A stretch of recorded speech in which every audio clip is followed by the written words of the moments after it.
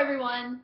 My name is Chloe Mayhew, and today we're going to be talking about Chapter 14, which is on mobile commerce. So if you go to your PowerPoint and you go to slide number 2, I will answer the question for you. What is mobile commerce? Well, that's quite simple. Mobile commerce is the purchasing of goods and services, or perishable goods and services, or the transfer of money through portable electronic devices that are able to connect to either wireless internet or 4G or 3G. Just basically they have to be portable and they have to be able to connect to the internet. So mainly we're thinking of tablets and smartphones, and even some music players like the iPod Touch would work for this as well. So mobile commerce, we know what it is now, but let's go to slide 3 to learn about why we would use mobile commerce. Greenberg had an article listing 4 different reasons why to use mobile commerce. The first one is convenience, and I completely agree. For example, I'm sitting on my couch in my living room right now, and if I really wanted to, I could pick up my handy dandy iPhone, and let's see here, let me go to my Amazon app.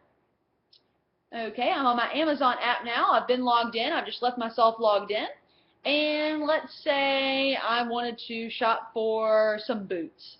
Well, I have a lot of different selection of boots because I've looked at them on here before. So I like these brown boots. Let's go with those. So we're looking at the brown boots. Oh, and I see they also come in black too. So I'm looking here, and all I would have to do to add these would be to choose my size, click Add to Cart, and check out. And I would have ordered me some boots. Rather than getting up off of my couch, rather than going out to the store at 9 o'clock at night, I can do that from here. It's definitely convenient. Another way to use mobile commerce, or why we should use mobile commerce, is price comparison. Let's just say, for example, I'm in Walmart and I see that the price for a gallon of milk is this price. And I'm thinking, that's a little bit high. So let's check Target. So that's a great thing. I get on my phone, I go to Target's website, and I check how much that gallon of milk is there. Well, Target's quite a bit cheaper. It would be worth it for me to go over there. So I made my decision. I compared the prices and made an informed decision based on my phone, mobile commerce. A third way that we can use mobile commerce, or why we should use mobile commerce, involves customer reviews. I am one of those people that I love to read customer reviews. That can make or break my decision going somewhere, especially restaurants. And that's a great way to use this. I can, those boots I was looking at, I can go on Amazon's website and I can see, or Amazon's app, and I can see how many stars that everyone ranked them, their average rankings, and I can actually read, oh, I hated this boot, or oh, this boot was amazing, I'll never buy any other brand, different things like that. And the fourth reason why we should use mobile commerce is social shopping. So, okay, we know what mobile commerce is, we know why we should use it, but, well, what? How does this happen? What is this? What are some examples? Well, I have several examples of mobile commerce in action, and if you will go to slide number 4, we'll talk about that. I am an Apple fan. I love Apple products. I'm recording this on a Mac. I have an iPhone, as you can see, iPad, iPod. I love it. I think they're fantastic. And Apple has also done a phenomenal job at using mobile commerce. The first one that I'm very excited about is called Apple Pay. And on Apple Pay's website, they list all these different amenities and all these different great things that people can use with Apple Pay. I'm very sad that I don't have an iPhone 6 because I would love to try this out. Apple Pay is only used on iPhone 6, the iPad 3, and the Apple Watch. But what it is you don't have to use cash, you don't have to use a credit card, you don't have to use a debit card to pay. What you do is you hold your iPhone above your card, you take a picture of the card, and the card reads the numbers and stores that information inside your phone.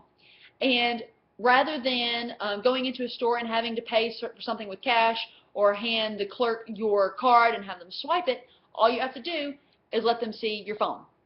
So it's a really convenient way. If you accidentally forget your wallet, if you don't feel comfortable giving out your card, it's just a great way to do it, and it keeps folks a little bit more safe and feeling a little more secure.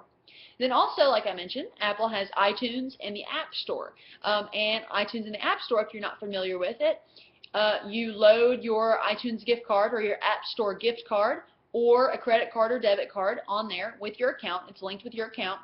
And if you want a new song, you just have to type in your password, rather than every single time having to enter your information or every single time having to have cash on hand or something like that. It really is very convenient, and I can buy songs and apps and books and everything I could want on my phone right here in my living room. And then we have in-app purchases. These you have to be a little bit careful because you don't want to accidentally spend money you didn't realize you were spending. But in-app purchases are after you've already purchased an app for your phone or your tablet or anything like that, and it may say, okay, do you want to, for a game, for example, do you want to give your character more lives, or more coins, or different things like that. Those are in-app purchases that, once again, work exactly like iTunes and the App Store do, where you have a debit card, credit card, or an iTunes card on there.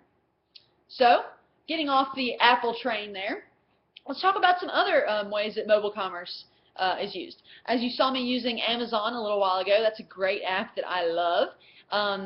Also, we have the Starbucks app, and the Starbucks app is very similar to the Apple Pay, except for Starbucks got there first. Starbucks really has done a great job. Starbucks, once again, you load your Starbucks card onto your phone. You have an account, and rather than having to actually give them the card and have them swipe it, all you have to do is hold your phone up with the barcode to the scanner in Starbucks. The first time I saw someone do that, I was very surprised. I didn't know what was going on, but it is very interesting. Also, we have the Disney Store. I'm a huge Disney fan, and my last purchase from the Disney Store was actually made from their Disney Store app on my iPad. And it was a t-shirt, and it went just as smoothly as if I was calling them on the phone or ordering it on my computer. And then the last example I have here, and we're on slide 5 now, the last example I have here is Lyft, L-Y-F-T. Lyft is a very interesting new program. It's very similar to a taxi service, but with a twist. I actually do not have Lyft in my hometown, but some towns very close to me does have them. So, Lyft is basically where you have an account on your phone, and rather than actually calling a taxi or having to like hail a taxi, you get it from your phone, from your app, and it uses the location services in your phone to determine where you are and the closest driver to you. Well, then the Lyft approved driver comes to you and picks you up, and then when you reach your destination with that driver, rather than handing them cash or once again using a card, your Lyft account has your account information on here, and that is how the money is given to the driver. So it's no exchange of money, no ways anything could go wrong or anything could go bad. It just really is a great idea, and it's a little bit safer way than traditional taxi services. So if we move to slide 6, now it's time for your turn. So my question to you all is, have you ever used mobile commerce? If the answer is yes, through what apps and have you used, and what have your experiences been like?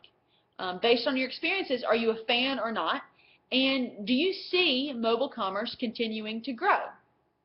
So, if you have not used mobile commerce before, why not? I'm curious, why have you not used it?